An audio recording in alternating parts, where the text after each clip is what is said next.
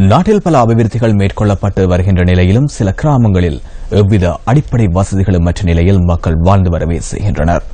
மட்டக்களப்பு வம்மியடியூட்டி கிராமமும் இவ்வாறானதொரு நிலையிலேயே காட்சியளிக்கின்றது.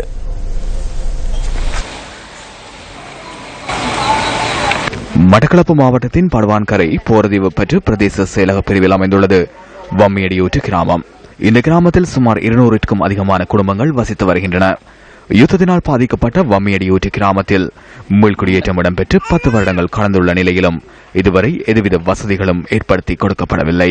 மீள்குடியேற்றப்பட்ட மக்களுக்கு வீட்டு திட்டம் வழங்கப்படாமையால் சிறு குடிசைகளில் காலத்தை மக்கள் கழித்து வருகின்றனர். காலங்களில் குடிநீர் பிரச்சனை அதுக்கென்ற ஒரு திட்டத்தொண்ட இங்க நடைமுறைப்படுத்தினவங்க அதை எந்த விதத்திலையும் சாத்தியப்படல. மக்கள் பெரிய அசௌகரியங்களை இங்க எதிர்நோக்கி வராங்க.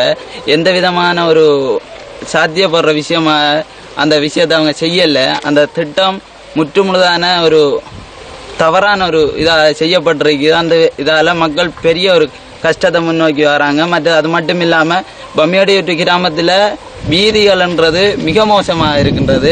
எங்களுக்கு வீடு இல்லைன்னு சொல்லிட்டாங்க. என்ன காரணம்னு சொன்னா புள்ளி காணாமன்னு சொல்றாங்க. அதை புள்ளி என்ன விவரம்னு கேட்டா அவங்க சொல்றாங்க இல்லை.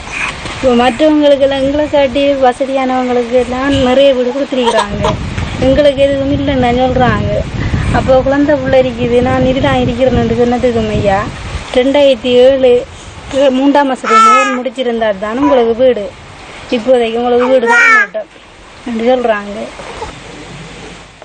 போக்குவரத்து வசதிகள் இன்மையால் மக்கள் தமது தேவைகளை நிறைவேற்றிக் கொள்வதற்காக நீண்ட தூரம் கால்நடையாக பயணிக்க வேண்டிய தேவையுள்ளது. நோயாளர்கள் தமது மருத்துவ தேவைகளை பூர்த்தி செய்வதற்காக மிகுந்த சிரமத்தின் மத்தியில் அதிக பணம் செலவழித்து முச்சக்கர வண்டியில் பயணிக்கின்றனர். அப்ப நாங்க இந்த குச்சிக்குடியில் அந்த குழந்தைய வச்சு தெரியும். அது எனக்கு தெரியும். அந்த வீடு கட்டுப்பட்டது எங்களோட அம்மா யாராவது குடியேற்றின கூட அந்த குழந்தை போட்டு திட்டம் அது போல முடிச்சு போய் கிடக்கு சூறாவளியில அதையெல்லாம் காட்டி நாங்க கேட்டோம். அது சாரமாச்சு. உரிய வீதி கட்டமைப்பு இன்மையால் வாகனங்களில் பயணிக்க முடியாத நிலையும் காணப்படுகின்றது. மின்சாரமின்மையால் இரவு வேளைகளில் மாணவர்கள் கல்வி கற்க முடியாதுள்ளது. இந்த மக்களின் அவல நிலை தொடர்பில் அரசு அதிகாரிகளின் கண்களுக்கு புலப்படாது போனது ஏன்? இது தொடர்பில் சம்பந்தப்பட்ட அதிகாரிகள் கவனத்தில் கொண்டு நடவடிக்கை எடுப்பார்களா?